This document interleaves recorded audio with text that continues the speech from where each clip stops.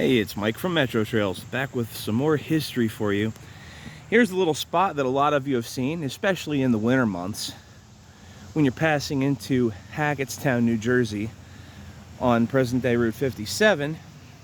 As you're passing by entrance to Mansfield Village, and right across from the State Fish Hatchery, you got this old road alignment. There's a mid-1800s homestead right across here. That would have been on the original road, but this is the original road alignment right here. And here's Route 57. So let's talk about some of this a little bit. So the first road that came through this area that was developed pretty well is 1806, was the Easton-Morristown Turnpike. Now I'm not sure if this is it. I think it was. But you do have, just a little to the east of here, there was a little settlement called Newburgh. Newburgh, up until 20 years ago, still had a couple of its historic homes standing. The one right on the corner of Newburgh Road in 57 was a large hotel house, but that was demolished to put the Walgreens in. Everybody called it the crack house when I was working at the retail places over here. So anyway, so there was that, and there was a mill just downstream from here, and it's possible, because there was an earlier bridge there, the turnpike would have gone over there, because what later became Route 24, still known as 24 over there, Schooley's Mountain Road, was the historic turnpike route. But I believe that the original route probably came over this way. I've heard tell that there was also once a bridge over the Musconetcong in this area where we're standing too. But I really don't know exactly those alignments yet. It merits a little further research, but I figured I'd share some of this. I don't know exactly when this bridge over here was built. I believe early 1800s, which could date this back to some of the original construction of that. So Easton-Morristown Turnpike started 1806, and either way, this was the predecessor of present-day Route 57. So it weaved out through here. It's crossing over the Trout Brook, which flows out of the State Fish Hatchery. One of the fish hatcheries that you can't get to that's over there. It's all chain link fenced in.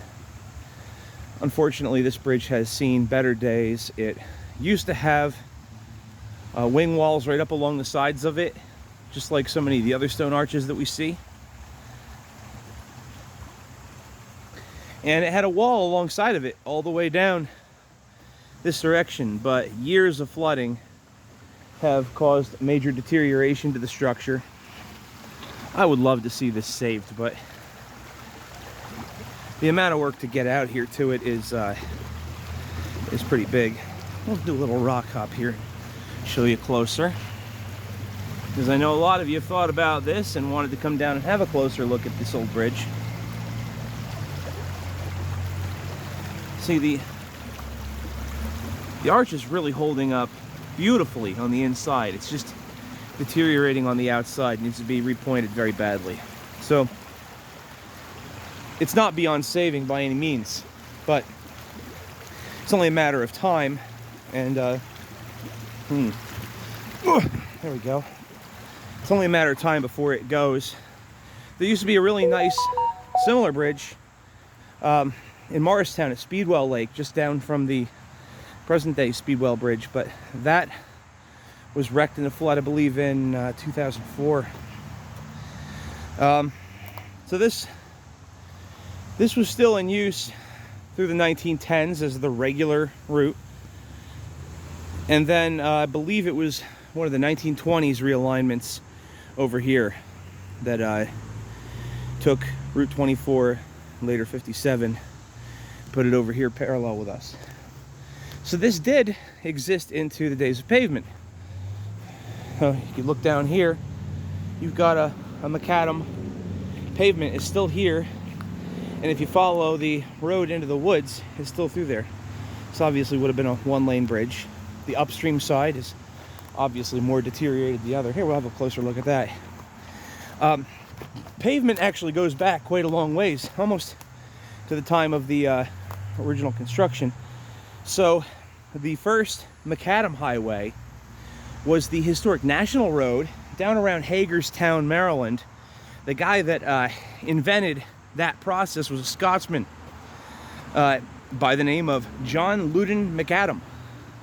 So when we say it's a macadam road, it's actually because of the Scotsman's last name, John Loudon McAdam, who developed the process, and it was first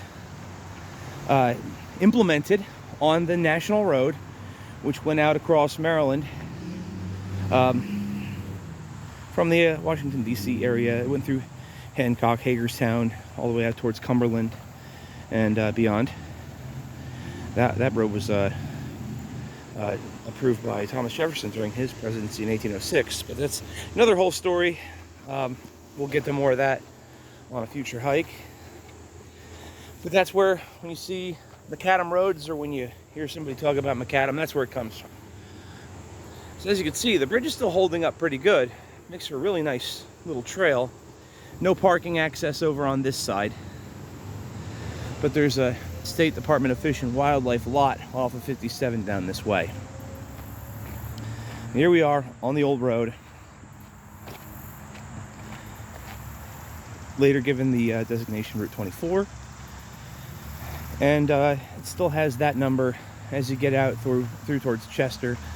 There are deviations from the historic route on today's roads. When you get out towards Chester, you got the old Chester Road. It weaves back and forth from present day Route 206 and makes its way out through Mendham towards Morristown that way. See, there's still some pavement down here, but it's a really nice little walk through here.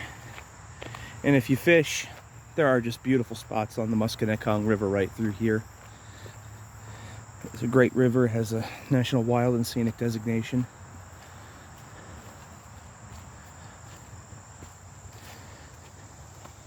Not really maintained through here, but it's kept open through a lot of use by public.